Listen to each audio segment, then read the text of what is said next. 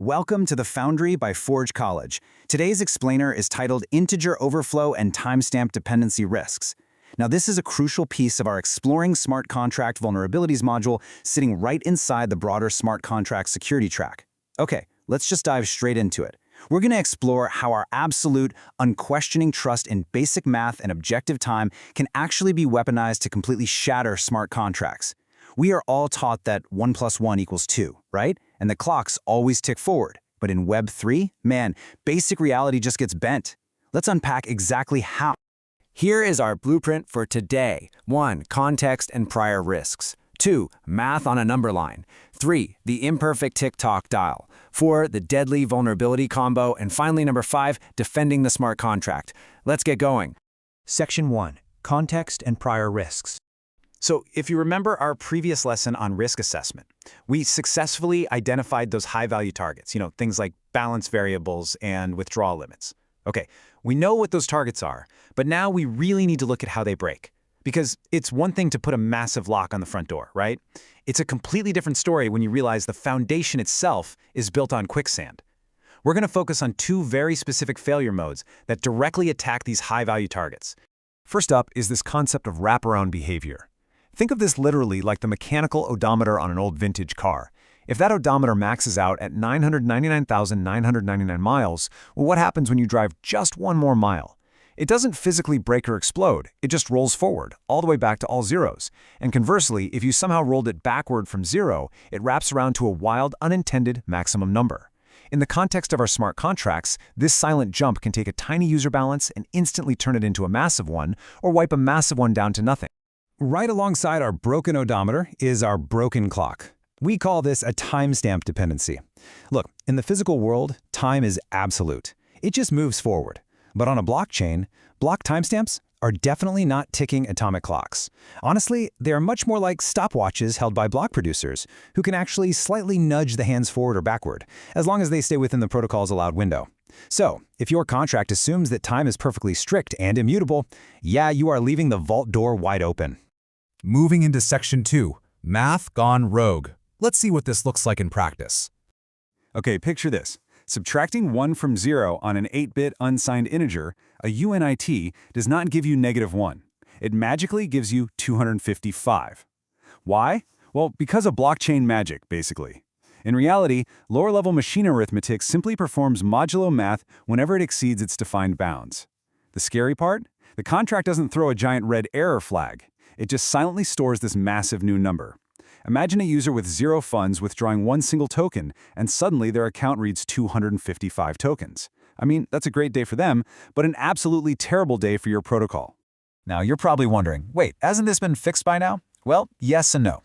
You'll typically find this specific mathematical vulnerability lurking inside legacy code written before Solidity 0.8, back when this wraparound happens silently by default. But, and this is a big but, it can also be intentionally hidden inside modern code. Developers writing in Solidity 0.8 or higher love to use explicit, unchecked blocks to save gas, which is great, but it turns off that automatic safety net. If they aren't absolutely flawless in their logic, this vulnerability comes right back to bite them. All right, Section 3, the imperfect clock dial. Take a look at this snippet. Only allow action when block.timestamp is greater than auction end. It's an incredibly common line of logic, right? We see it all the time. But here's the catch. If you build an access gate based strictly on that timestamp, an attacker with minor influence can literally choose exactly when to ring the bell and open that gate. Because the miner is the one proposing the block that finalizes the transaction, they can just pick a timestamp within the allowed variance to artificially accept or reject the condition. That lets them easily snipe an auction or trigger a premature withdrawal before anyone else even realizes what happened.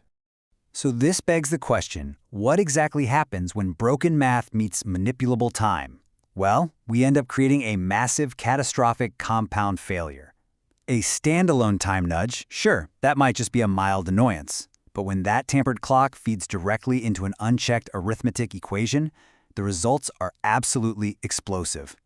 Which brings us to Section 4, the deadly vulnerability combo. Let's break down a heist. Let's walk through how this perfect crime actually goes down, step by step.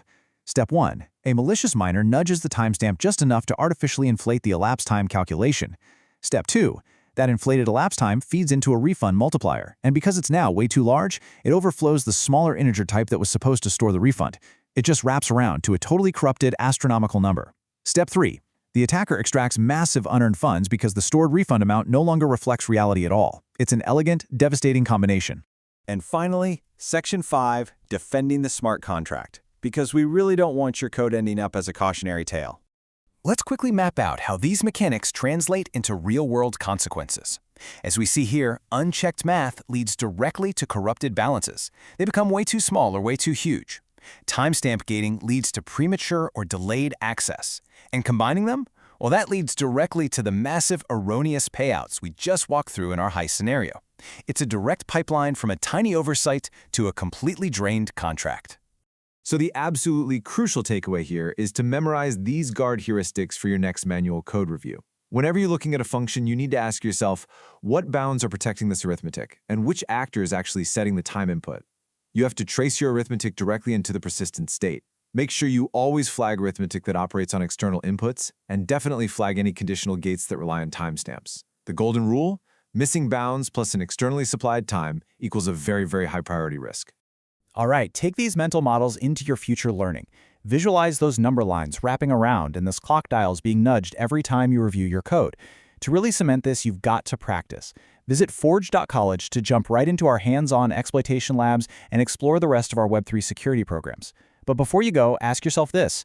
If the absolute constants of math and time can't be trusted on-chain, what other basic truths in your code are actually hidden vulnerabilities just waiting to be exploited?